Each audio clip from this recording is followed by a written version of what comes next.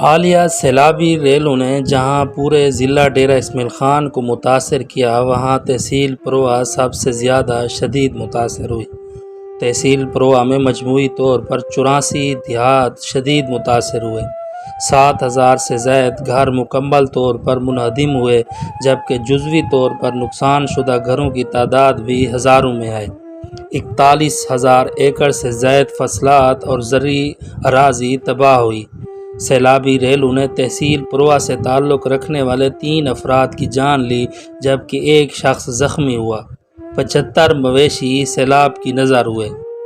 دیہی علاقوں کی بات کی جائے جو کہ شدید متاثر ہوئے، اس میں گاؤں بھڑکی، جھوک ماچھی شرقی و غربی، جھوک جھنڈیر، جھوک گاڑی، مکڑ، درولی، سکندر جنوبی، جھوک گرسل، جھوک محمود رشید، نئی ویلا، سولن، ہزارہ پکا، ہزارہ کچا، ببر پکا، کچا، ملیکھی، گونسر، ہمو والا، گشکوری، ڈھورا سولن، جھوک مکھا، ماڑھا، کہیری، پلواں، میالی، میانی، رمک، شاہ اجمل، چاہ خان والا، بھٹیسر غربی و شرقی، جھوک امین، چڑی بھور، سموکھے والی، لنڈا شریف، لنڈا پاڑا، بچڑی، شمیر، زمان، تلوکر، اڈا کھیارا، عادل سپرا، زاہد شاہ، حوالدار لالک جان، کرنل شیر خان، میرن، جٹا، ڈھٹا سولن، جھوک گرسل، چاہ کھٹے والا، گاٹیاں والا کھوہ، جھوک لیلی، کاٹ شہانی، بستی کھوکھر والی، جھوک گجر، بستی سکھانی، بستی ڈھانڈلا، جھوک ماچھی رمک، بستی شیخ، بستی میکن، بستی ڈکن،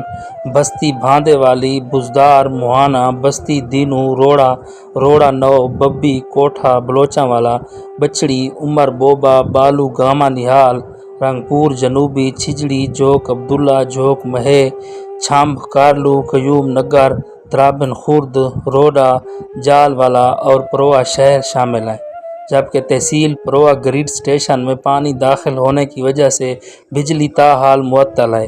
انڈس ہائی وے سمیت تمام رابطہ سڑکیں تباہ ہو چکی ہیں، جس کی وجہ سے تحصیل بھر میں ٹریفک کی آمد و رفت تاحال معطل ہے۔ تحصیل بھر میں موبائل نیٹ ورک بھی تاحال معطل ہے۔ کیمرہ ٹیم کے ساتھ خالد ارشد، تحصیل پروہ، ڈیرہ اسماعیل خان۔